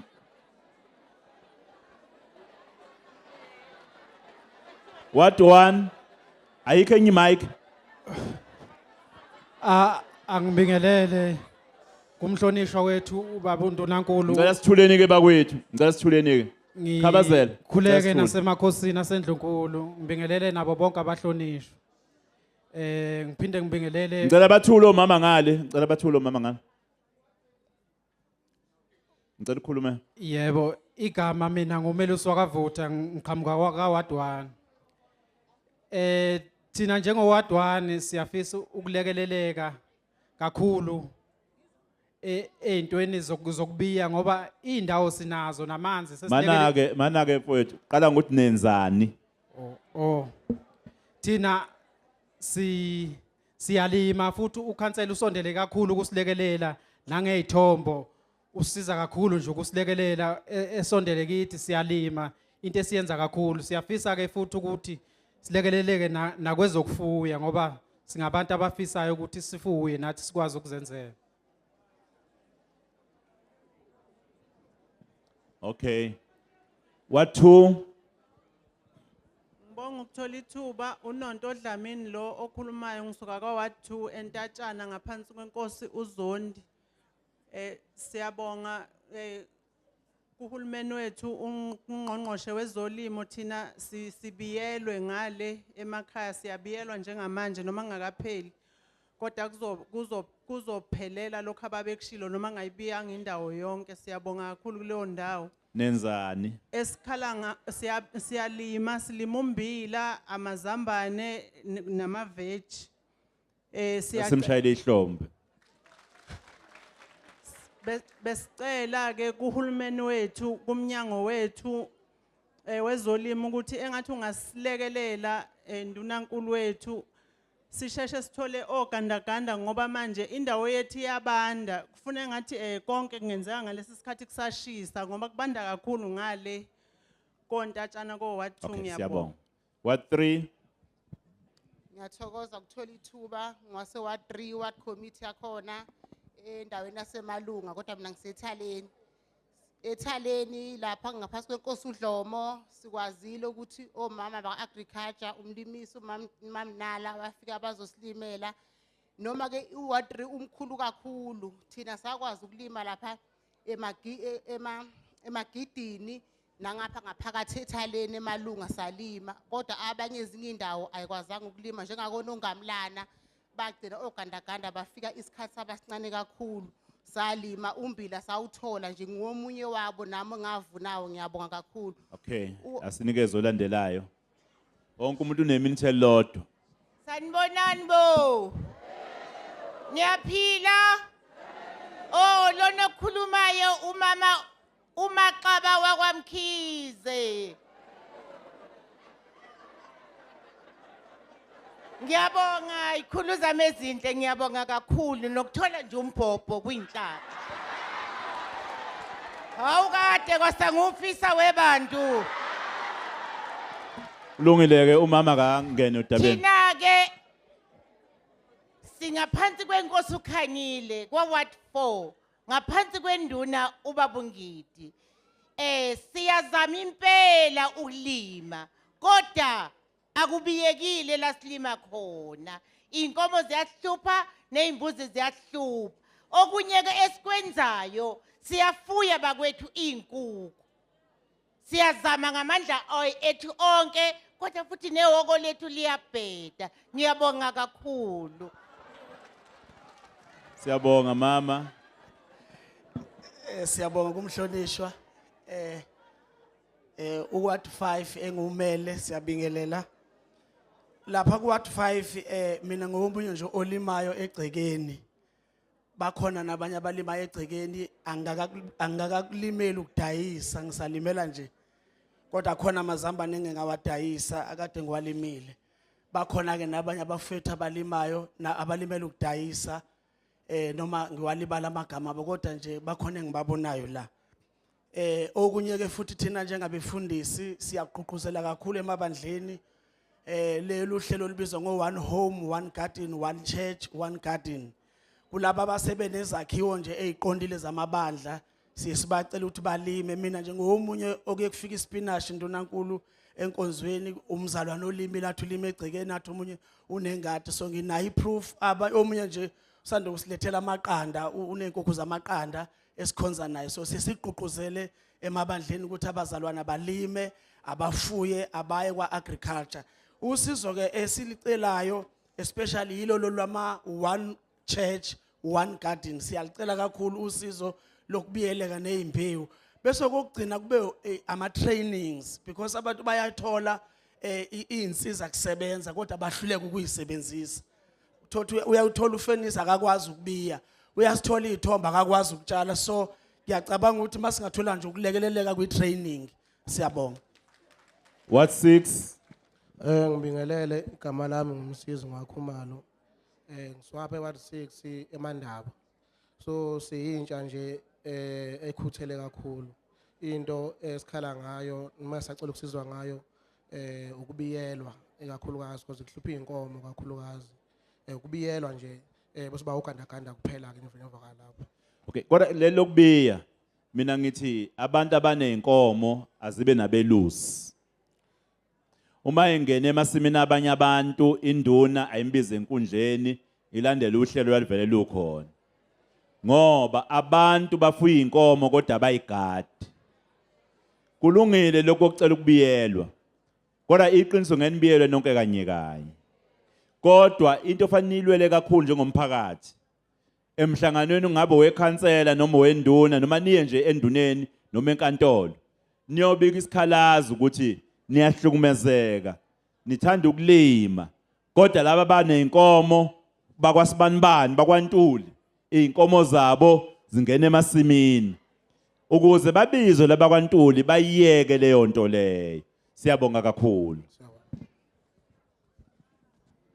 Ngiyabingelela ngwasemaphili Ward 7 ngiyacela ukuthi nathi siyalima lapha kodwa manje ukhethe balisika sisilime zingene inkomo zidle siyacela ukuthi nathi ithombo siyayicela silime sibaningana nje thina esilimayo sicele namazambane noma amanini azinkukhu singakwazi ukuyifuya. Okay, basika ucingo lweni. Lapha ngaphansi belisika. Angithi uyabona ngisho sekubiyiwe, ukhona iganga. Yebo, kulungile ma. Siyabonga. Ngibingelele, ngibonge kakhulu ukuthola ithuba lokuthi ngibambe umbhobho, ngibingelela kakhulu ndunankulu ngiyabonga ukuthola ithuba. Ngingumama nje oyikhuthalele oyedwa. Lokhu nje okade ukusho ngiyakwenza ukuthi mangiyohola iqolo ngibuye nezithombo ngifake phansi.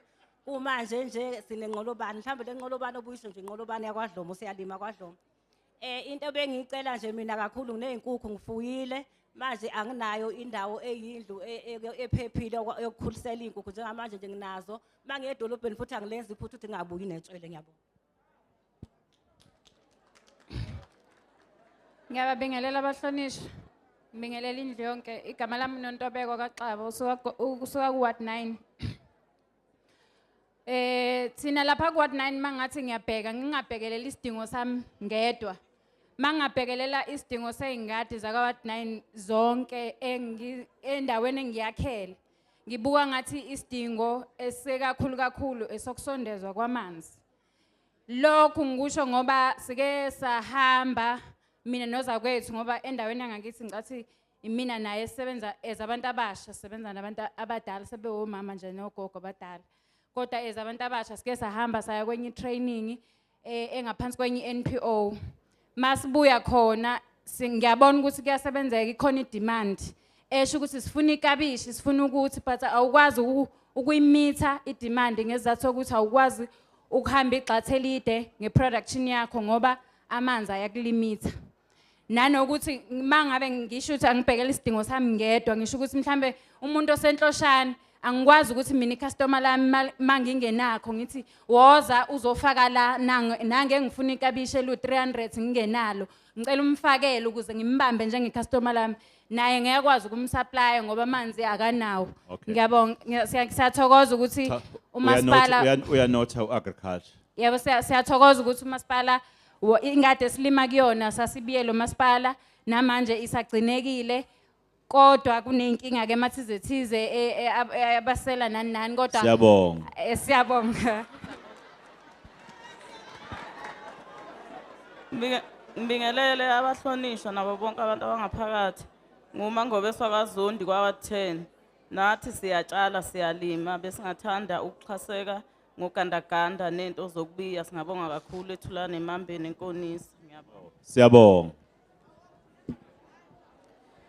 Umangcamu wakaChonco lokhulumayo, ngibingelele kubaholi bonke abakhona, ngibingelele emphakathini wonke. Siyalima lapha yaka Ward 12. Kodwa ukulima kwethu kuyalimala, sihlushwa kakhulu yinkawu. Kangothi ngeke ngahlanganisa abafana nje ingane zabafana ngokuthi nginqanda ubugebengu ukuthi asiyolima. Salima impela kwakuhle kodwa manje inkawu ziyasimosha. Engathi besingathola usizo lokusizakala ngase inkawini angazi kanjani. Mayilana nokubiya ke abanikazi beyinkomo sibathembile. Siyabonga mama. Olandelayo. Ngibingelele igama lami nguThembelano Wankwanyana, ngisuka kuWard 14. Sizocela lana ukulekeleleka siwumphakathi wakuWard 14. Izinto esishoda ngazo kakhulu ogandaganda bokusebenza engadini, kuphinde kube amathanki engadini zethu asinawo okugcina amanzi. Okunye kwakho konke engifisa ukuveza kakhulu kubaba uNdunankulu ukuthi iyouth ngoba isikhathi semsebenzi singaveli kahle amathuba. uWard 14 uyinikele iyouth ukuthi ikwazi ukutshala. Into eshoda ngayo iservice kuphela. Ngiyabonga. Mana iservice kanjani? Iservice njengogandaganda njengoba ngichaza kanye nezithombe into enjalo. Ngiyabonga. Ngiyanibingelela kuManzuza mina oganeka amajoni. Sinengadi enkulu. Bayasilimela futhi. Basibiyela futhi. Sishoda ngamathumbu amanzi. Sinokudla kugcwele.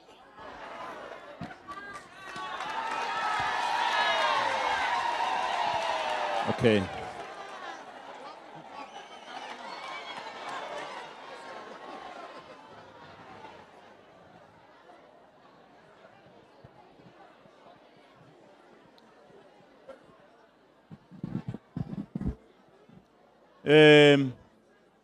Cha ngiyabonga ngoba mina bese ngiqedile ukukhuluma kodwa ngoba ungikhumbuzile uDirector General mangihlala phansi ukuthi akusona umhlangano oyinkulumo lo kodwa umhlangano wokuxoxisana. Sengilivulile ke ithuba kodwa ngeke ngisakwazi uma kusekhona. Ngiyabona ubaba uPhamsile lapha emuva, usiyosondela nje kulaba baka agriculture ngoba la bekukunikeza nje isithombe kuphela sokuthi kwenzakalana enkandla nanokuzama ukulalela ukuthi abantu basenkandla bafisa ini, okuyinto ebaluleke kakhulu.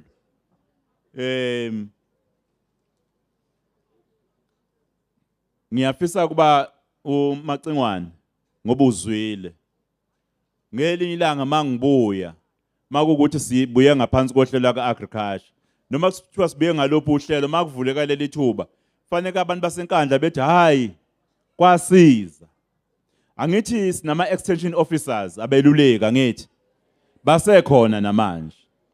Ade ngikhuluma lapha ngithi abeluleki abangagcini ngokuhambela ama war room. Abahambela amasimi abantu. Beyobona ukuthi inkinga ayikuphi. Mina angithi qala kuhulumeni wakaZulu lo mntwana umeluleki wayehamba ngomgwaqo abuke ensimini ukuthi kunehlava useyamemeza wegogo engathi kunehlava la athi ugogo impela sikhona athi hayi kulungile ke ngizokuphathela umuntu kusasa.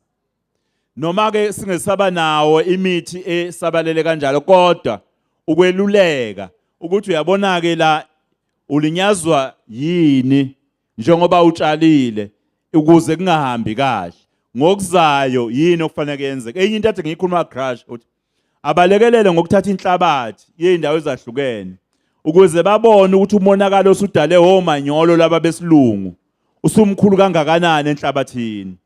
Ngoba inhlabathi okudathi ingakhiqizi isuke yenziwa ukuthi isilimele isine acid mhlawumbe eningi kakhulu ngenxa labo manyolo esibathandayo esibafaka kakhulu phansi ngoba senze ukuthi kumile ngalosikhathi kube kukhulu. Uthola ukuthi ngenkathi lokuqhubeka kwesisikhathi uhlobo lemvula olusuke luna ngaleso sikhathi oluza neacid limaza umhlabathi. Manje ke uma ngabe kungekho ukuhleleka kahle ukuba ba-agriculture basondele bathatha imhlabathi bayibuke kuzodala ukuthi nitshale nithi awu lo mhlabathi awukhiqizi kanti khona befanele kwenzeke. Manje ke ngiyafuna zonke ke lezo zinto zilungiswe hayi la enkandla kuphela Dr. Qwabe eKwaZulu Natal yonke. Ngiyafuna imiphakathi yakithi siyilekelele ekuthenini ukutshala kwabo kube nokungenelela okukhulu kahulumeni. Laba balima emakhaya abacela ama trainings bacela into elula kabi okufanele ngabe nje laba emacingwane okufanele ngabe laba bangabalimisi banalo ulwazi. Akekho umlimisi oqashiwe ongenalo ulwazi lozolima. Manje i-training vele abayidingayo ukuthi bakwazi ukulima. Fanele phela babahlelele lawo ma-trainings lawo. Bahambe babahlanganise abasho bafuna ama-training certificate. Kodwa bafuna uqeqesho ukuze bakwazi ukukhiqiza ngokuseqophelweni okuyilona lona. Manje ngiyacela ukuthi sihlanganise Mshazi incapha ke ngishiya kuwe. Ukuphila nokufa kwalolu hlelo lolu ngiyokubuza kuwe. Uma kuneyinkinga bengabambisani nawe laba agriculture phela uyakwazi ukungitshela. Kodwa wena i-citizen number 1 enkandla. Futhi kube mina nje ngesikhathi sami ngangithola uagriculture obambisene nomasipala njengalo agriculture ngabe abantu basenkandla ngabashiya bekude kakhulu. Manje kwakunenkinga ke uyayazi wena. Kwakuflathele wena. Omunye wayebheka le, omunye ebheke le. Manje ke seninenhlahla nina kuba nino agriculture oyimisele ukubambisana nani makhansela nini khona lapha phakathi kwethu. Lisebenziseni ke leli thuba sibasize abantu basenkandla ukuze kulinywe benze imali abanye badle abanye bondle baphe nabanye abalambile. Baba meme uJoza nawo uzojoina engadini. Kodwa lolu daba lemfuyo makhosi sendlunkulu ngiyakhuleka impela ngiyalikhulekela emakhosini. Hayi asiyolixoxa ngoba ilona olicekela phansi ukulima. Ngiyathokoza kakhulu.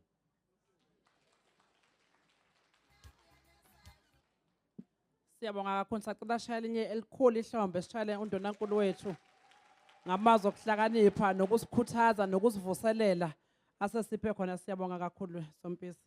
Socela kuleli thuba ukuba sicele umhlonishwa uDeputy Mayor weKing Cetshwayo District uKhansela PP Xulu Xabhashe kuba azosipha amazwi okubonga. Ngicela simamukele ngehlombe elikhulu.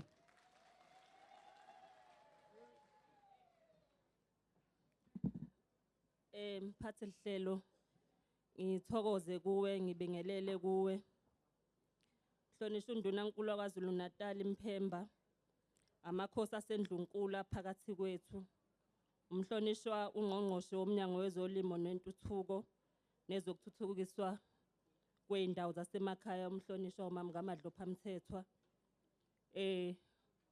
uPastor Magwaza osivulele ngomkhuleko, umhlonishwa umeya waseNkandla, usekela meya waseNkandla, amakhosi asendlunkulu lonke ngaphakathi kwethu, abahlonishwa amakhansela khona, umqondisi jikelele waKwaZulu Natal, abalimi esinabo, amalungu omphakathi kanye nenhlaka zonke kahulumeni ezikhona. Sanibonani emini. Mphathi lihlelo kuyintokozo kimi ukuba ngibe lapha phambi kwenu namhlanje ukuze ngithwele amazwi okubonga egameni lomkhandlu wethu waseKhincetshwayo. Oqala ngifisa ukudlulisa ukubonga kwethu okujulile kumhlonishwa uNdunankulu uMphemba ngobuholi bakho obuqotho nangokuyibophezela ukuqinisekisa kuyo yonke imiphakathi esifundazwe sethu ukuthi insizwa zikahulumeni ziyafinyelela kuthina. Ngaphansi kobuholi bakho Mphemba siyabona ukuthi uhulumeni uletha insizwa kuzo zonke izindawo ezikhona, akakhethi ukuthi ngabe zindawo zasemakhaya noma zindawo zakephi. Indawo ke Mphemba ehlala kuzona zindawo zasemakhaya ebesingazi ukuthi ene uhulumeni waKwaZulu Natal wobani. Mhlambe besigcina ngokubona amatende amakhulu mangabe sibheke inkethweni. Kodwa ke manje selokhu ningenile ngo2024 siyawubona umnyango waka-agriculture ukuthi wenza ini, ngoba esikhathini esingaphambili besingawazi ukuthi wenzani even though busuku khona. Siyafisa ke ukusho ukuthi ningenile Mphembe ofisini, siyambona ungqongqoshe womnyango wezolimo nokuthuthukiswa kwey'ndawo zasemakhaya umama kaMadlopha Mthethwa ngokuyinikela kwakhe ekuthuthukiseni ezolimo kanye nokweseka abalimi besifunda sethu. Siyawubonga umnyango ngokwakha amadiphu ey'nkomo asiza ukuvikela imfuyo ezifweni nokwandisa imikhiqizo yemfuyo. Siyabonga futhi ngokuqhubeka nokweseka abalimi abasafufusa nabalimi abancane ngokubahlinzeka ngey'nsiza zokulima, ukuqeqeshwa, ukweluleka ngezolimo kanye nezinye inhlelo ezibakhulisayo. Le mizamo ke Mphemba iqinisa ukuphepha kokudla, idala amathuba emisebenzi futhi ithuthukisa nomnotho wethu wemphakathi yasemakhaya. Siyawubonga futhi lo mnyango ngokusinikeza lamahhovisi ezolimo akade ezothula lapha eNkandla. Nanesikholelwa ukuthi ke uzoba khona umehluko omkhulu uma ngabe sesebenza ngaphansi kwesandla sikamama kaMadlopha ngoba ebeka khona ngaphambili, but umsebenzi wawo ubungabonakali ngenxa yabantu bebesebenza khona. Siyabonga kakhulu ke nanasemakhosini akhona ngokunikela ngemhlaba emphakathini yasemakhaya ukuthi nebengayisebenzisa ukuthi bekwazi ukuthi besebenzise bakhone ukuthi beyisebenzise betshale ukuze kuzoba khona izinto ebayingenisa emakhaya. Kodwa ke Mphemba nomphathi lihlelo ngabe angibenzi ubulungisa uma ngabe ngize ngisuka lapha ngingakhulumanga emphakathini waseNkandla ukuthi kusasa umhla ka1 August asiphumeni ke ngomningi bethu sambe soyichecka ezikhungweni zethu zokuvota ngoba siyazi ukuthi ngomhla ka4 November kuzobe kuvotwa. Ukuze kuvoteka uvota ungabhalisanga futhi awuvoti lapho ongahlali khona. So ke siyanxusa ke bafethu nodadewethu ukuthi kusasa sivukelene ezikhungweni soyibheka ukuthi ngabe sisavela yini. Laba abangakubhalisele ukuvota behambe beyobhalisela ukuvota. Ngisho ngabe kuthiwa okwamanje awukakafisa ukuvota ngoba uthi kunezinto ezinganzakalile. Ngoba uma ngabe kukuthi kuze kuyavala ukubhalisela ukuvota, yosha umhla ka4 November mhlawumbe umqondo usushintshile, usufisa ukuvota. Ngakho ke siyanxusa umphakathi wethu ukuthi nasambeni soyibheka kusasa kanjalo nangesonto. Izikhungo zivula u7 zivalwe u5 ntambama. Ngalawo mazwi kamafishane Mphemba siyabonga kakhulu. Sinxusa ke ukuthi uma ngabe sesigoduke ngathi singaphepha emgaqweni sesibheke emakhaya. Phathi lihlelo ngithokoza kakhulu.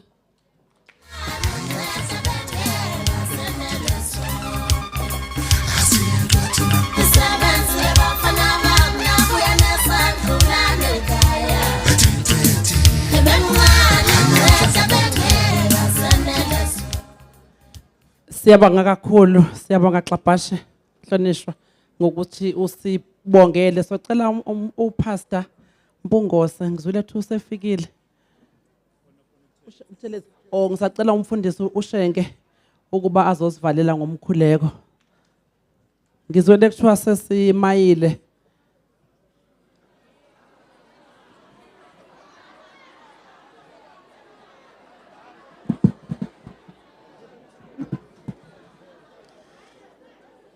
Asithokoze ngiyacela siphakame.